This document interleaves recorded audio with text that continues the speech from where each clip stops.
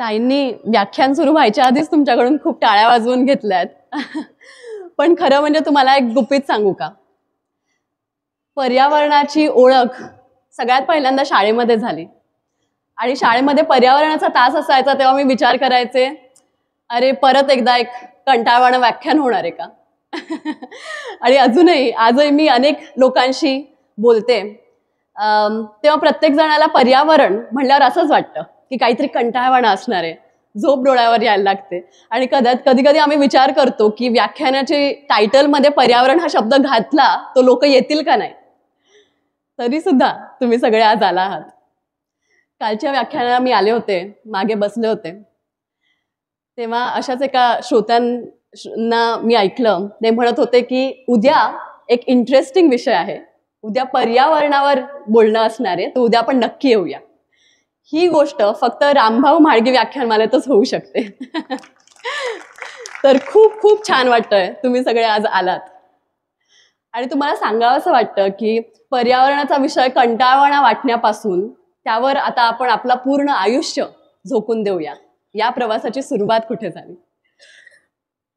मी 4थी मध्ये असताना शाळेमध्ये ताईने आम्हाला एक वेगळाच गृहपाठ दिला होता की एक पत्र लिहा, दुसऱ्या कोणाला नाही, स्वतःला.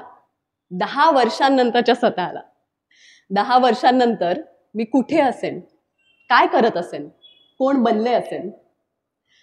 ते पत्र मी लिहिलं आणि मग त्याबद्दल एकदम विसरून गेले. मग बरीच वर्ष झाली, माझी 10वी झाली, 12वी झाली.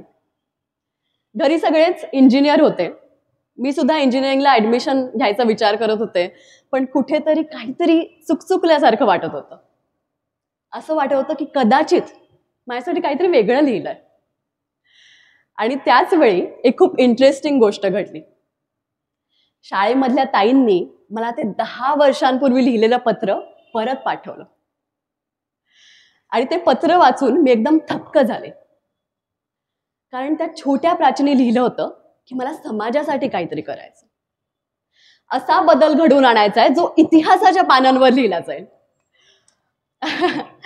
आज रामभाऊ म्हाळगी व्याख्यानमालेच्या 39 वर्षाच्या कार्यक्रमाला येऊन खरं तर मला इतिहासाच्या पानांवर लिहिलं गेलं असंच वाटतंय. पण तेव्हाही आम्ही स्वातंत्र्य लढ्याबद्दल शिकत होतो शाळेमध्ये, त्यामुळे कदाचित मी असे क्रांतिकारी विचार करत असेन. पहिल्यांदा पत्र वाचून थोडंसं हसूच आलं. पण कुठेतरी पत्रामधले ते शब्द माझ्या डोक्यात घोळत राहिले. कारण असा विचार मी अनेक वर्षात केलाच नव्हता. छोट्या प्राची लिहिलेल्या त्या शब्दांनी मी इन्स्पायर झाले आणि ठरवलं की अशा करिअरच्या दिशेने प्रयत्न करू ज्यातून काही ना काहीतरी बदल घडून येतोय. त्या प्रवासाची गोष्ट मी तुम्हाला आज सांगणार आहे. तर सगळ्यात पहिल्यांदा मी एक गुगल सर्च केलं की मला असं करिअर शोधायचंय ज्यातून काहीतरी बदल घडून येतोय. तर मग आज जगातली सगळ्यात महत्वाची, सगळ्यात मोठी समस्या कोणती? काय उत्तर आलं असेल? Climate change. खरं म्हणजे मला बघून खूप आश्चर्य वाटलं होतं. कारण जगातल्या सगळ्या जागतिक संस्था, वृत्तपत्र, मोठे मोठे शास्त्रज्ञ एकमताने म्हणत होते की हवामान बदल ही आपल्या समोरची सगळ्यात मोठी, सगळ्यात महत्वाची समस्या आहे. माझ्या आजूबाजूला याबद्दल कोणीच का नव्हतं बोलत. मग मी याबद्दल अजून वाचायला सुरुवात केली की हवामान बदल म्हणजे नक्की काय, यानी काय होतंय. मला समजलं की याचं उत्तर म्हणजे 1 डिग्री सेल्सिअस, पृथ्वीचं तापमान 1 डिग्री सेल्सिअसनी सरासरी वाढतंय आणि अजूनही वाढत चाललंय. मग त्याने काय फरक पडतो? हवामान बदलाचे मोठे मोठे दुष्परिणाम समोर दिसायला लागले. समुद्राची पातळी वाढणं, पृथ्वीचं तापमान वाढणं, जैवविविधता कमी होणं, किनारपट्टीचा ऱ्हास होणं, पूर, दुष्काळ, असे वेगवेगळ्या नैसर्गिक आपत्तीचं प्रमाण वाढणं. ती वाचूनच माझं डोकंच गरगरायला लागलं. असे अनेक मोठे मोठे शब्द होते. हे सगळे दुष्परिणाम मी पाहिले, त्याच्याबद्दल वाचलं आणि मग स्वतःला एक प्रश्न विचारला जो मला आज तुम्हालाही विचारायचा. मला हात वर करून सांगाल का, हवामान बदलामुळे तुमच्यापैकी कोणाला आज फरक पडतो? Do we care about climate change? ज्यांना ज्यांना फरक पडतो त्यांनी हात वर करा. नामामार्गी व्याख्यानमालेच्या श्रोत्यांकडून हीच अपेक्षा आहे की सगळे हात वर गेले आहेत. पण कदाचित मी जेव्हा हा प्रश्न स्वतःला विचारला तेव्हा मी तुमच्या एवढी सजग नव्हते. कारण मी विचार केला की हो, ही काहीतरी मोठी समस्या वाटतीये, पण मला नाही याने एवढा फरक पडत. म्हणजे मी 17-18 वर्षाची होते, माझ्या समोर अजून बऱ्याच गोष्टी होत्या, मला परीक्षा द्यायच्या होत्या, मित्रमैत्रिणी होते, खेळायचं होतं, आणि त्या पलीकडेही मला माझ्या डोळ्यासमोर वेगवेगळ्या समस्या दिसत होत्या. गरिबी, अशिक्षितता, हे सगळं सोडून कुठेतरी जगाच्या दुसऱ्या टोकाला बर्फ वितळतोय आणि मला का फरक पडावा. आज मी व्याख्यानमालेची सुरुवातच तुम्हाला गुपित सांगून केली. अजून एक गुपित असंच की खरं म्हणजे तुमच्यापैकी अनेक निसर्गप्रेमी असतील, पण मी लहानपणापासून खूप मोठी निसर्गप्रेमी अशी काही नव्हते. मला लोकांसाठी आणि लोकांमध्ये काम करायचं होतं. क्लायमेट चेंज, हवामान बदल हे फक्त पर्यावरणाबाबत काहीतरी होतंय, जगाच्या दुसऱ्या टोकाला घडतंय आणि आपल्या आवाक्या बाहेरचं आहे, असा विचार करून मी हा विषय बाजूला ठेवला. आणि मग विचार केला की आपण आपल्या बाजूबाजूला काय समस्या आहेत त्यातून सुरुवात करू. मग मी 1 वर्षाची गॅप घेतली आणि शॅडोईंग नावाचा एक वेगळाच उपक्रम केला. शॅडोईंग म्हणजे काय? म्हणजे आपली पारंपरिक चालत असलेली शिक्षण पद्धती कशी होती की गुरुच्या घरी जाऊन शिकायचं, त्यांच्या दैनंदिन आयुष्यातून, दैनंदिन कृतीतून आपण आपलं शिक्षण घ्यायचं. शॅडोईंग हाही असाच एक उपक्रम आहे. माझ्यासाठी ज्यांचं काम खूप प्रेरणादायी होतं अशा काही व्यक्तींची मी यादी केली आणि त्यांना जाऊन विचारायला लागले की पुढचे 4 महिने मी तुम्ही जिथे जाल तिथे तुमची सावली बनून तुमच्याबरोबर येऊ का. खूप मोठं मोठं काम केलेल्या व्यक्तींना मी अप्रोच करायला सुरुवात केली आणि वाटलं की ते सरळ नाही म्हणतील, पण खूप लोकांनी मला ही संधी दिली.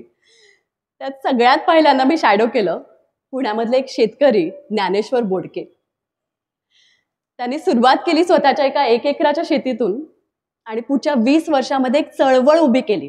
देशभरातून 2.5 लाख शेतकऱ्यांना एकत्र येऊन अभिनव फार्मर्स क्लब पुढे केला. 4 महिने मी त्यांच्याबरोबर महाराष्ट्रभर फिरले, हजारो शेतकऱ्यांना भेटले आणि खूप काही शिकले. म्हणजे ताईंनी खूप लोकांची लिस्ट वाचून दाखवली, त्या जगभराचे नेते होते, पण लीडरशिप, खरी लीडरशिप काय असते हे मी त्या शेतकऱ्यांकडून शिकले. सगळ्यात मोठी शिकवण काय मिळाली असेल की तुम्ही स्वतःच्या आयुष्यात यश मिळवलं तर ती मोठीच गोष्ट आहे, पण तुम्ही जेव्हा आजूबाजूच्या लोकांना बरोबर घेऊन ते यश मिळवता तेव्हा खरी परिवर्तनाची सुरुवात होते. त्याच्यानंतर एक नलिनी शेखर म्हणून हसरुदलेच्या संस्थापक आहेत, त्यांना मी शॅडो केलं. त्या स्वच्छता कर्मचाऱ्यांबरोबर काम करत होत्या. पुढचे 4 महिने मी अनेक स्वच्छता कर्मचाऱ्यांबरोबर काम केलं. बँगलोर मधले सगळे कचरा डेपो, सगळे लँडफिल्स बघितले असतील. तिथूनही खूप गोष्टी शिकायला मिळाल्या. आणि त्याच्यानंतरचे 4 महिने मी लहान मुलांबरोबर काम केलं. वस्त्या वस्त्यांमध्ये जाऊन लहान मुलांना विचारलं, तुमची स्वप्न काय, तुम्हाला कोण बनायचंय. हे करत असतानाच किसान सारख्या संस्था, मराठा चेंबर सारख्या संस्थांबरोबर काम केलं. वेगवेगळ्या सोशल एंटरप्रेन्योर्सना शॅडो केलं. भारतभर फिरले, गावागावांमधून लोकांना भेटले आणि हळूहळू माझं जग मोठं होत गेलं. अजून एक इंटरेस्टिंग गोष्ट घडली की मी क्लायमेट चेंज सोडून बाकीच्या विषयांमध्ये काम करू म्हणून मैदानामध्ये उतरले होते, पण विक्रमावर वेताळ बसतो तसं या दरम्यान क्लायमेट चेंजने काही माझी पाठ सोडली नाही. मी जिथे जाईन तिथे मला क्लायमेट चेंज दिसायला लागला. आतापर्यंत मी या विषयाबद्दल फक्त वाचन केलं होतं, पण जेव्हा ऍक्च्युअली काम करायला लागले तेव्हा मला अनेक लोक भेटली ज्यांनी मला हवामान बदलाकडे बघण्याचा दृष्टिकोनच बदलला. मी फक्त वाचलं होतं, त्यांनी ते अनुभवलं होतं. यातील काही लोकांबद्दल तुम्हाला सांगावंसं वाटतं. पुण्याजवळच्याच एका वस्तीमध्ये मला एक 12 वर्षाचा अतिशय हुशार मुलगा भेटला. त्याला मी विचारलं की तुला एक इच्छा मिळेल, तू काहीही मागू शकतोस आणि ते खरं होईल, तू काय मागशील. त्याचं उत्तर मी कधीच विसरणार नाही, कारण तो म्हणला, मी मागेन की माझ्या घरामध्ये परत पाणी शिरायला नको. म्हणजे मी वाचलं होतं की हवामान बदलामुळे नैसर्गिक आपत्त्यांचं प्रमाण वाढलंय पुरांची तीव्रता वाढली आहे. दरवर्षी जगभरातील 2 कोटी घरं पुरांमुळे नष्ट होत आहेत. पण त्या दिवशी मला पहिल्यांदा समजलं की याचा अर्थ असाही होऊ शकतो की 12 वर्षाच्या एका हुशार मुलाला खेळणं सोडून माझ्या माझ्या माझ्या वरती आज छप्पर असणार का नाही अशा मूलभूत गोष्टींची काळजी करायला लागते. याने मला फरक पडतो. अजून एक खूप हुशार टुणटुणीत मुलगी मला भेटली. मी तिला विचारलं की तू कितवीत आहेस ग? ती म्हणली मी हल्ली शाळेत जात नाही. का? याचं कारण तिच्या गावी दुष्काळ पडला होता. घरी फक्त दुपारी 1-2 तास पाणी यायचं आणि त्या वेळामध्ये घरात कोणीच थांबू शकत नव्हतं, त्यामुळे तिला थांबायला लागत होतं. तेव्हा मला पहिल्यांदा समजलं की जेव्हा आपण वाचतो की हवामान बदलांमुळे दुष्काळांचं प्रमाण वाढलंय, त्याचा अर्थ असाही असू शकतो की एका हुशार मुलीला शाळा सोडून घरी बसायला लागतंय बादलीमध्ये पाणी भरण्यासाठी. याने मला फरक पडतो. स्वच्छता कामगारांबरोबर काम करत होते तेव्हा माझ्याच वयाच्या एका मुलीशी माझी मैत्री झाली. ती इथली नव्हती, ती स्थलांतरित होती. तिच्या कुटुंबाने काही महिन्यापूर्वी स्थलांतर केलं होतं आणि मग पडेल ते काम करायला लागत होतं. आम्ही साधारण एकाच वयाचं होतो. तीही 18 वर्षाची होती, पण तिचं लग्नही झालं होतं. तिला एक छोटी मुलगी सुद्धा होती. आम्ही भेटलो तेव्हा पहिल्या दिवशी मी तिच्याबरोबर 5 किलोमीटर चालत गेले जवळच्या शाळेमध्ये. शाळेत जाऊन तिने विचारलं की माझ्या मुलीला दाखला द्याल का? पण त्यांच्याकडे ना काही कागदपत्र होती ना तिथली भाषा कन्नड त्यांना येत होती, त्यामुळे दाखला मिळू शकला नाही. पण तिने हार मानली नाही. पुढचे 2 महिने रोज सकाळी उठून ती 5 किलोमीटर चालायची, शाळेत जायची, वर्गाच्या दारी बसून राहायची आणि म्हणायची की माझ्या मुलीला शाळेमध्ये दाखला द्यायचा. शेवटी तिची चिकाटी बघून त्यांनी कागदपत्रांच्या पलीकडे, भाषेच्याही पलीकडे काहीतरी मार्ग काढला आणि मुलीला शाळेमध्ये दाखला मिळाला. पण मग याचा क्लायमेट चेंजशी काय संबंध? मी वाचलं होतं की जगभरातून नैसर्गिक आपत्तीमुळे सी लेव्हल राईजमुळे साधारण 20 कोटी लोक दरवर्षी स्थलांतरित होत आहेत.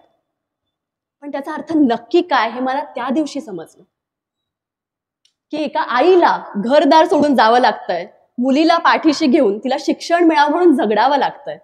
याने मला फरक पडतो. क्लायमेट चेंज बद्दल जागतिक तज्ज्ञांनी शिकवली नाही अशी एक गोष्ट मला एका शेतकरी आजोबांनी शिकवली. ते म्हणले की हल्ली आमच्यासारख्या छोट्या शेतकऱ्यांना शेती परवडेनाशी झाली, कारण ऊन पावसाचं गणितच बिघडलंय. आणि जेव्हा मला शेती परवडत नाही तेव्हा माझ्या मागे असे 1000 लोक असतात ज्यांना अन्न घेणं परवडत नाही. म्हणजे क्लायमेट चेंजचा अर्थ असाही असू शकतो की जास्त जास्त लोकांना उपाशी राहावं लागतं. याने मला फरक पडतो. पण मग या गोष्टी फक्त गावी किंवा वस्त्यांमध्ये होतात का? आपल्यासारख्या घरांमध्येही होतात का? नाही. चिपळूणमध्ये जेव्हा पूर आला होता तेव्हा माझ्या मैत्रिणी मला फोटो पाठवला की तिच्या 80 वर्षाच्या आजीनी ज्या घरामध्ये पूर्ण आयुष्य घालवलं होतं त्याच घराच्या छपरावर चढून होडीमध्ये उडी टाकली होती जीव वाचवण्यासाठी. तिचं घर माझ्या घरासारखंच होतं, तिची आजी माझ्या आजीसारखीच होती. असं म्हणतात की मुंबई हळूहळू पाण्याखाली जाऊ शकते. हळूहळू मला समजत गेलं की sea level rise, coastal erosion, global warming अशा मोठ्या मोठ्या शब्दांबद्दल ही गोष्ट नाहीये. आपल्या दैनंदिन आयुष्यात एका सामान्य माणसाला खूप छोट्या गोष्टींनी फरक पडतो. माझं घर, माझं आरोग्य, माझं अन्न, राहणीमान, पगार आणि सगळ्यात महत्वाचं म्हणजे माझं कुटुंब आणि माझ्या आजूबाजूची लोक, या सगळ्यांवर क्लायमेट चेंजचा परिणाम होतोय. हे जेव्हा मला समजलं तेव्हा मला वाटलं की आपण याबद्दल काहीतरी करायला हवं. मला आठवतं मी बाबाकडे गेले आणि त्यांना विचारलं की क्लायमेट चेंज ही एवढी मोठी समस्या आहे, त्याबद्दल माझ्यासारखी सामान्य मुलगी काय करू शकते? आम्ही आधी बघायला लागलो की हे नक्की होतंय कशामुळे. आपल्या दैनंदिन आयुष्यात आपण अनेक गोष्टी करतो. म्हणजे ऑफिसला प्रवास करतो, आपण आज सगळे व्याख्यानमालेसाठी आलो त्यासाठी प्रवास करतो, घरं बांधतो, गोष्टी विकत घेतो, वेगवेगळे अप्लायन्सेस वापरतो, घरी वीज वापरतो. या सगळ्या गोष्टी करत असताना आपल्याकडून कार्बन डायऑक्साईड सारख्या हरितगृह वायूंचं उत्सर्जन होतं. आणि फक्त आपल्या कृतींमधून नाही, तर आपण प्रत्येक गोष्ट विकत घेतो. आपल्याला जसं कार्बन फुटप्रिंट असतं तसंच प्रत्येक वस्तूलाही तिचं कार्बन फुटप्रिंट असतं. म्हणजे मी हा स्कर्ट घेतला, स्कर्टलाही स्वतःचं काहीतरी आयुष्य आहे.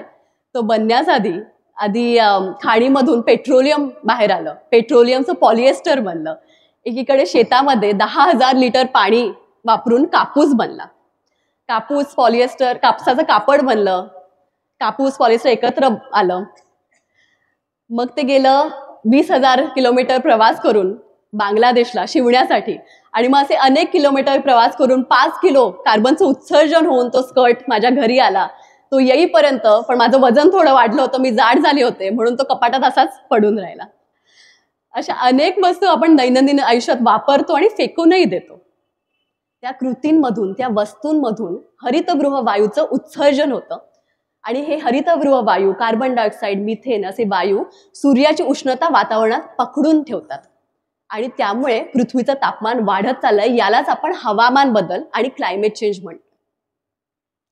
आता यामध्ये 2 आकडे महत्वाचे आहेत, 51 आणि 0. जगभरामध्ये आपण सगळे मिळून 51 बिलियन टन एवढ्या हरितगृह वायूंचं उत्सर्जन दरवर्षी करतोय, आणि ते आपल्याला 2050च्या सरासरी शून्यावर आणायचं. पण हे पुढच्या 30 वर्षातच का करायचं, यात एवढी घाई काय? तेव्हा मला समजलं टिपिंग पॉइंट्स बद्दल. म्हणजे आता माझ्या हातातलं हे पेन आहे, त्या पेनला आपण समजूया पर्यावरणाचं संतुलन. जसं जसं आपण थोडे थोडे हरितगृह वायू, कार्बन डायऑक्साईड वातावरणात सोडतोय, तसं पर्यावरणाचं संतुलन बिघडत चाललंय. अजून हरितगृह वायूंचं उत्सर्जन केलं, अजून बिघडायला लागलं. आता आपल्याला थोडे थोडे परिणाम दिसायला लागलेत. म्हणजे कुठे पूर येतोय, कुठे दुष्काळ येतोय, कुठे वणवे पेटतायत. हळूहळू संतुलन जास्त जास्त बिघडत आलं, आणि हा आला टिपिंग पॉइंट. आता या पलीकडे आपण गेलो तर आपण अशा पॉइंटला पोहोचू ज्यातून परत कधीच नाही येऊ शकत. हे टिपिंग पॉइंट्स असे 15 आपल्या समोर पुढच्या 30 वर्षात उभे आहेत. आणि ते कसे दिसतात की अमेझॉनचं जंगल अचानक मरणं, भारताचा मान्सून कायमचा बदलणं, हे आहेत त्यातले काही टिपिंग पॉइंट्स. आणि आपण हवामान बदलाचं आता लिंबू टिंबू व्हर्जन बघत असू तर प्रत्येक टिपिंग पॉइंट नंतर आपल्याला दिसून येईल त्याचा रुद्रावतार. मग वाटलं की एवढी मोठी गोष्ट होतीये आणि आपण काही न करता नुसतं बघत राहायचं नाही. आम्ही ठरवलं की आपण स्वतःच्या घरातून सुरुवात करू. स्वतःमुळे होणारं कार्बन फुटप्रिंट आधी 10% कमी करू. एक भारतीय नागरिक दरवर्षी सरासरी 2500 किलोग्रॅम एवढं हरितगृह वायूंचं उत्सर्जन करतो. आपल्यासारखे शहरी नागरिक तर त्याच्यापेक्षा बऱ्याच पटीने जास्त करतात. आम्ही ठरवलं की हे आपण 10% कमी करू. छोट्या छोट्या गोष्टी करायला सुरुवात केली. घरी सोलर बसवलं, कचऱ्याचा व्यवस्थित निचरा कसा करायचा ते बघायला लागलो. कॉलेजला महिन्यातून काही दिवस कारपुलिंग केलं किंवा मित्रमैत्रिणींबरोबर एकत्र प्रवास केला. अशा वेगवेगळ्या गोष्टी करून बघितल्या. मग समजलं की मला हे समजा करत राहायचं असेल तर माझ्या छोट्या छोट्या कृतींमुळे काय फरक पडतोय ते मला दिसायला पाहिजे. मग मोजायला सुरुवात केली की प्रत्येक कृतीमधून किती कार्बन उत्सर्जन कमी होत आहे. हे केलं, काही महिने झाले आणि 2 इंटरेस्टिंग गोष्टी घडल्या. एक म्हणजे मला मजा वाटायला लागली. असं वाटलं की आपण काहीतरी छान गेमच खेळतोय आणि छान वाटत होतं की आपल्या परीने का होईना काहीतरी करतोय. कदाचित मला एवढं छान वाटत होतं, मजा येत होती, म्हणून माझ्या आजूबाजूच्या लोकांनाही ते दिसायला लागलं. माझे मित्रमैत्रिणी, शेजारी पाजारी, नातेवाईक, आजूबाजूचे नागरिक येऊन म्हणायला लागले, तुम्ही काहीतरी वेगळं करताय, इंटरेस्टिंग करताय आणि आम्हाला यामध्ये सहभागी व्हायला आवडेल. मग विचार सुरू केला की आपण आपल्या वैयक्तिक पातळीवर हा उपक्रम सुरू केलाय, त्यामध्ये जगभरातल्या तुमच्या आमच्यासारख्या नागरिकांना कसं एकत्र आणू शकतो आणि त्यामधून कूल द ग्लोबचा जन्म झाला. अशी ॲप बनवायची ठरवली ज्यातून आपल्यासारखे नागरिक एकत्र येतील आणि स्वतःच्या घरामध्ये, स्वतःच्या जीवनशैलीमध्ये छोटे छोटे पर्यावरणपूरक बदल घडवून आणतील. म्हणजे कोणताही बदल घडवायचा तर सगळ्यात पहिले मला काय पाहिजे, सगळ्यात पहिले माझ्यासमोर एक ध्येय पाहिजे, एक टार्गेट पाहिजे. मग ॲपमध्ये येणाऱ्या प्रत्येक युजरला एक मंथली आणि अॅन्युअल टार्गेट दिलं जातं स्वतःचं कार्बन फुटप्रिंट कमी करायचं. या महिन्याचं माझं टार्गेट आहे 30 किलो कार्बन उत्सर्जन कमी करायचं. मग त्यासाठी सकाळी उठल्यापासून रात्री झोपेपर्यंत मी काय छोट्या छोट्या गोष्टी करू शकते, अशा 100पेक्षा अनेक कृती ॲपमध्ये दिल्या आहेत. आणि प्रत्येक कृतीतून किती कार्बन उत्सर्जन कमी होत आहे ते सुद्धा आपल्याला दिसतं. म्हणजे समजा रोज सकाळी आंघोळ करण्यासाठी मी सोलर वॉटर हीटर बसवला, तर ॲप मला सांगेल की असं करून मी महिन्याला साधारण 14 किलो कार्बन उत्सर्जन कमी केलं. किंवा मला नवीन फॉर्मल कपडे विकत घ्यायचे होते, पण ते विकत घ्यायच्या ऐवजी मी माझ्या बहिणीच्या कपाटातले 5 कपडे चोरले, पळवले. तर ती त्याच्यावर माझ्यावर ओरडत होती. मी तिला म्हणलं, अगं मी ॲपमध्ये रेकॉर्ड केलं, मला दिसतं की हे करून मी 10 किलो कार्बन उत्सर्जन कमी केलं. समजा ऑफिसला जाताना महिन्यातून 4 दिवस एकटं कारने प्रवास करायच्या ऐवजी मी अजून 4 आजूबाजूच्या लोकांबरोबर प्रवास केला. तर हे करून मला दिसेल की असं करून प्रत्येकाने महिन्यातून साधारण 8 किलो कार्बन उत्सर्जन कमी केलं. तुमच्यापैकी कोण कोण लोकलनी प्रवास करतो बरं? तर साधारण 10 किलोमीटर जेव्हा आपण लोकलनी प्रवास करतो कारच्या ऐवजी, तेव्हा तुम्ही प्रत्येक जण 2 किलोग्रॅम कार्बन उत्सर्जन वाचवताय. माझ्या केबिनमध्ये एसी आहे, तर एसी बंद तर करता येणार नाही, मला माहिती आहे. म्हणजे पुण्यामध्ये आम्ही करू शकतो, पण तुमच्या ठाणे मुंबईमध्ये किती गरम होतं माहिती आहे मला. तर बंद करायच्या ऐवजी एसीचं टेम्परेचर मी 2 डिग्री सेल्सिअसनी वाढवलं. तर ते करूनही मी रोज साधारण 200 ग्रॅम एवढं कार्बन उत्सर्जन कमी केलं. मला समजा आपल्यापैकी किती लोक व्हेजिटेरियन आहेत? अरे वा, जवळच सगळेच. आणि नॉन व्हेजिटेरियन किती लोक आहेत? हा, आता आपल्यापैकी जे 10% नॉन व्हेजिटेरियन लोक आहेत त्यांनी ठरवलं की या महिन्यामध्ये मी चिकन खाणार नाही. तर हे करून तुम्ही 1 किलोग्रॅम चिकनला साधारण 4 किलोग्रॅम कार्बन उत्सर्जन कमी करताय. मग ज्यांनी हात वर केले होते त्यांनी किती लोक हे ठरवतील? अर्ध्या निम्म्या लोकांनी केलंय. ठीक आहे. घरी कचऱ्याचा व्यवस्थित निचरा केला, ओला कचरा कंपोस्ट केलं, तर ते करून साधारण 1 किलो कचऱ्याला मी 4 किलो कार्बन उत्सर्जन कमी केलं. पण काही गोष्टी असतात जे आपण अवॉइड करू शकत नाही. म्हणजे मला काही कामासाठी दुसऱ्या शहरात जायचं, त्याच्यासाठी मी फ्लाईट घेतली. तर ॲपमध्ये मला वेगवेगळे पर्यावरणपूरक प्रोजेक्ट दिसतील ज्यांना डोनेट करून मी माझं झालेलं फ्लाईटचं उत्सर्जन ऑफसेट करू शकते. अशा अनेक वेगवेगळ्या कृती, वेगवेगळ्या कॅटेगरीमधल्या कृती ॲपमध्ये युजर्सला दिसत होत्या. आणि त्या प्रत्येक कृतीमधून किती कार्बन उत्सर्जन कमी झालं तेही दिसायला लागलं. आपल्यापैकी किती जण कॅलरीज मोजतात अन्नामधल्या? काही लोक आहेत. पण साधारण आपल्या अन्नामध्ये किती कॅलरीज असतात त्याची जाणीव लोकांना हल्ली व्हायला लागली आहे. तसंच आपल्या प्रत्येक कृतीमध्ये किती कार्बन उत्सर्जन होत आहे आणि आपण पर्यावरणपूरक कृती केल्या तर किती कार्बन उत्सर्जन कमी होत आहे हे आता आपल्या ॲपच्या युजर्सना पाठ व्हायला लागलंय. तर जेव्हा आपण एखादी गोष्ट मोजतो तेव्हाच आपण ती बदलू शकतो. पण अनेक लोक म्हणतात, एका 4थीतल्या मुलाचा मला फोन आला होता. तो म्हणला की मी या सगळ्या कृती ॲपवर रेकॉर्ड केल्या, पण माझ्या एकट्याच्या कृतींनी काय फरक पडणार? आमचा असा विश्वास आहे की जेव्हा आपल्यासारखी अनेक लोक एकत्र येतात आणि छोटे छोटे बदल घडवून आणतात, तेव्हा प्रत्येकाच्या छोट्या कृतींमधूनही खूप मोठं परिवर्तन होऊ शकतं. म्हणून त्याच्या म्हणण्यानंतर आम्ही ॲपवर एक ग्लोबल मीटर केला, ज्यामध्ये रिअल टाइममध्ये दिसून येतं की आपल्यासारख्या जगभराच्या वेगवेगळ्या कोपऱ्यातून नागरिकांनी छोटे छोटे बदल करून सगळ्यांनी मिळून किती कार्बन उत्सर्जन कमी करून दाखवलं. वेगवेगळ्या संस्था जुळत गेल्या, वेगवेगळ्या संस्थांनी सपोर्ट केला, त्यातून आपण भारतभरातून अजून लोकांपर्यंत पोहोचत गेलो. जेव्हा खरं म्हणजे ॲप लॉन्च केली तेव्हा लक्षात आलं की आपण अनेक वर्ष काम करून ही ॲप बनवली आहे, पण खरं तर सुरुवात आत्ताच आहे. म्हणजे आई इथे बसली आहे. आई मला आणि माझ्या वडिलांना कायम सांगायची ॲप बनवत असताना की कदाचित तुम्ही फक्त 2 युजर्स असणार ॲपचे, बाकी कोण वापरणार हे? पण समजलं की लॉन्च केल्यावर आता सुरुवात झाली. कारण खरं आपलं काम आहे की लोकांना विश्वास देणं की क्लायमेट चेंज सारख्या मोठ्या समस्येबद्दल आपणही काही करू शकतो आणि आपल्या कृतींना सुद्धा महत्व आहे. म्हणून ॲप बनवल्या आपण छोट्या छोट्या कॅम्पेन्स करायला सुरुवात केली की एक सामान्य व्यक्ती क्लायमेट चेंजबद्दल काय करू शकते. आणि आपला मेसेज खूप छोटा होता की आपण प्रत्येक जण आपल्या परीने छोट्या छोट्या गोष्टी करून प्रत्येक जण चॅलेंज घेऊ की या वर्षी मी माझं कार्बन फुटप्रिंट 10% कमी करणार. म्हणजे मला माझं पूर्ण आयुष्य नाही बदलायचंय, मला छोटेसे छोटेसे बदल घडवून आणायचे. लोकांना आवडलं की आपण फक्त प्रॉब्लेम बद्दल नाही बोलत आहोत, की प्रत्येक जण आपल्या परीने सोल्युशनचा भाग कसा होऊ शकतो याबद्दल सांगत आहोत. आणि लोक ऍपवर येऊन आपल्या परीने छोट्या छोट्या ऍक्शन्स रेकॉर्ड करायला लागले. म्हणजे मला एका 9 वर्षाच्या मुलीचा फोन आला. ती म्हणली की माझ्या आयुष्यात क्लायमेट चेंजशी लढण्यासाठी मी काय बदल करू. मग तिने ठरवलं की ती सायकलला कारच्या ऐवजी शाळेमध्ये कारच्या ऐवजी सायकलनी जाईल. आणि काही महिने असं करून तिने ऍपवर रेकॉर्ड केलं की मी हे करून 60 किलो कार्बन उत्सर्जन कमी करून दाखवलं, माझ्या वजनाच्या तिप्पट.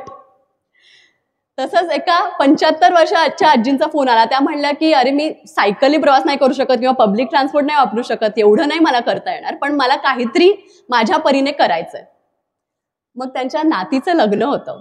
लग्नासाठी नवीन साड्या विकत घ्यायच्या ऐवजी त्यांनी स्वतःच्या लग्नातल्या साड्या परत वापरायचं ठरवलं आणि हे करून 15 किलो कार्बन उत्सर्जन कमी केल्याचं ऍपवर रेकॉर्ड केलं. असे आपल्या परीने छोट्या छोट्या कृती लोक करायला लागले आणि असं दिसायला लागलं की एका कृतीतून अजून 10 लोक इन्स्पायर होत आहेत, त्यातून अजून लोक इन्स्पायर होत आहेत. आणि बघता बघता तुमच्यासारख्या नागरिकांनी केलेल्या कृतींमधून आपण 150 पेक्षा जास्त देशांमध्ये पोहोचलो. अनेक कोटी लोकांनी आपल्या कॅम्पेन्स बघितल्या. आज 1 लाख नागरिक तुमच्या आमच्यासारख्या ऍपवर एकत्र आलेत आणि त्या सगळ्यांनी मिळून 60 लाख किलो कार्बन उत्सर्जन कमी करून दाखवलंय. म्हणजे 3 लाख झाडं जेवढं प्रदूषण वाचवतील तेवढं प्रदूषण आपल्यासारख्या नागरिकांनी आपल्या छोट्या कृतींमधून केलंय. आणि ही फक्त सुरुवात आहे. या कामासाठी अर्थमंत्री निर्मला सीतारामनकडून आपल्याला पुरस्कार मिळाला तेव्हा त्यांनी आपल्या टीमला शाबासकी दिली. तेव्हा आम्ही त्यांना म्हणलो की ही फक्त सुरुवात आहे. भारतामधलं प्रत्येक घर आणि प्रत्येक बिझनेस कार्बन न्यूट्रल व्हावा हे आपलं ध्येय आहे. मी तुम्हाला आत्तापर्यंतच्या प्रवासाबद्दल सांगितलं. आता पुढे काय? COP26 या युएनच्या कॉन्फरन्समध्ये आपले पंतप्रधान नरेंद्र मोदी यांनी एक खूप मोठी चळवळ लॉन्च केली, mission life, lifestyle change for environment. आणि त्यांचं म्हणणं हेच होतं की भारतासाठी सस्टेनेबिलिटी ही काही नवीन गोष्ट नाहीये. आपल्या अनेक पिढ्या पर्यावरण पूरक पद्धतीने जगत आल्या आहेत आणि तेच आपल्याला आता परत आणायचं, आपल्याला काही नवीन नाही करायचं. त्यामुळे मिशन लाईफ या चळवळी अंतर्गत आपले प्रधानमंत्री मोदी भारतातल्या आणि भारताबाहेरच्या प्रत्येक नागरिकांना सांगत आहेत की पर्यावरण संवर्धनासाठी आपण प्रत्येक जण आपल्या आयुष्यात छोटे छोटे बदल घडवून आणू. आणि या मोहिमेला कूल द ग्लोब मधून आपल्याला साथ द्यायची.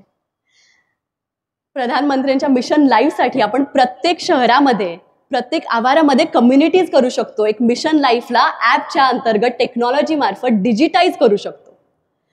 ही ऍप तुमच्यासारखे नागरिक वापरायला लागले तेव्हा युजर्सने येऊन आम्हाला सांगितलं की मी तर माझ्या आयुष्यात वापरतोय, पण आता मला हा उपक्रम माझ्या शाळेमध्ये आणायचा आहे, माझ्या कंपनीमध्ये आणायचा आहे, माझ्या शहरामध्ये आणायचा आहे.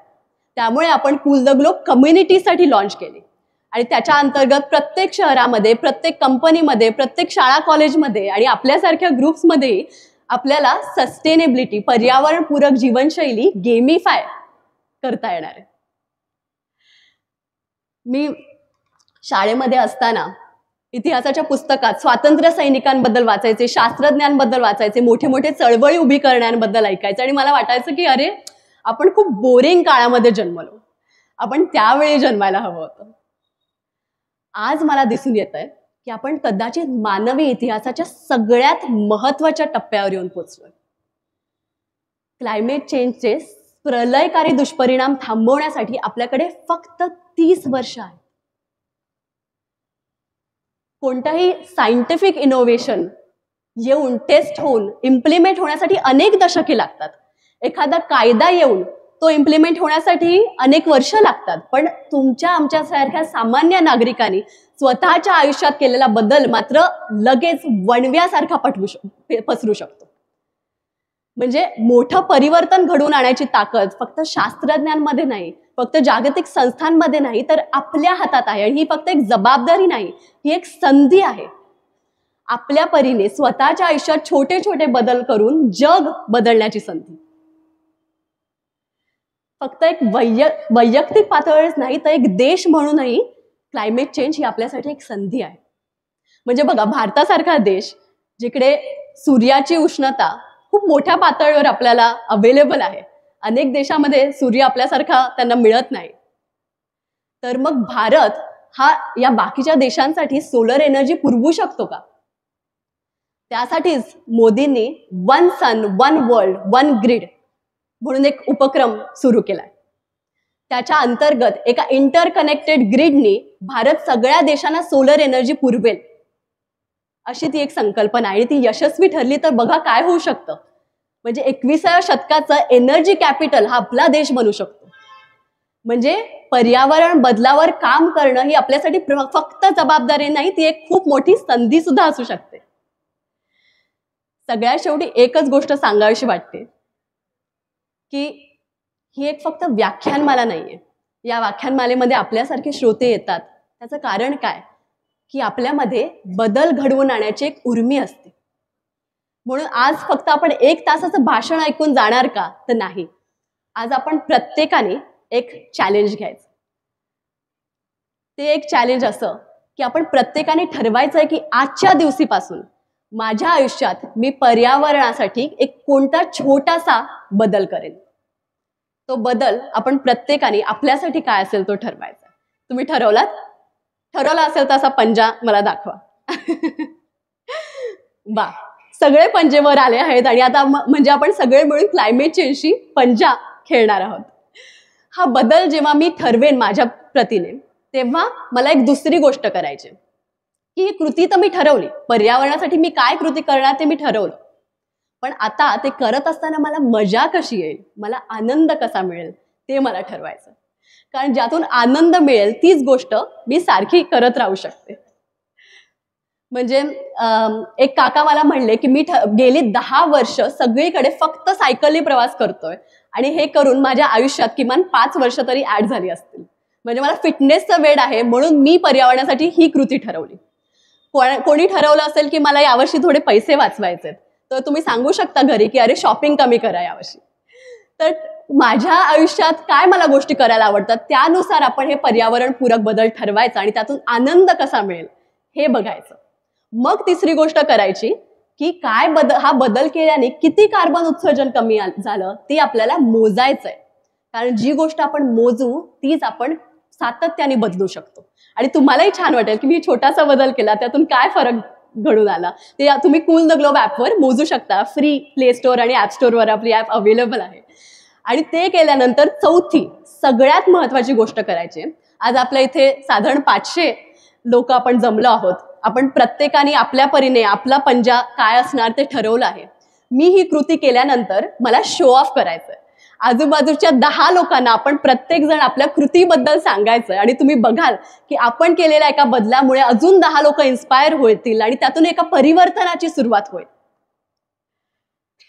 शेवटी हीच गोष्ट सांगायची वाटते की आपल्या कृतींमध्ये बदल घडवून आणण्याची जी ताकद आहे त्यावर आपण सगळे विश्वास ठेवूया आणि सगळे मिळून क्लायमेट चेंजला चले जाऊ म्हणूयात. धन्यवाद.